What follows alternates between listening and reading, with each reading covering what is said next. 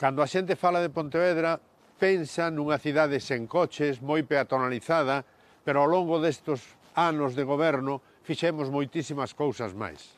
Estamos moi satisfeitos de construir unha cidade pensada para as persoas e respetuosa co planeta.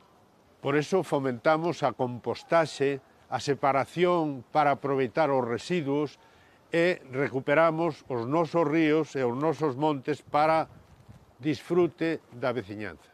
Apostar por unha cultura viva en galego, por disfrutar do noso deporte, por facer unha cidade onde as crianzas son autónomas, por espazos verdes e xardíns coidados.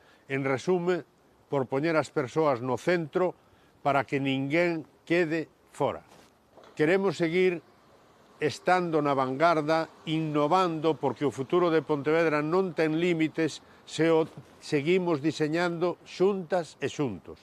Temos as ideas, o equipo e, sobre todo, o orgullo de saber que o estamos a facer entre todas e todos.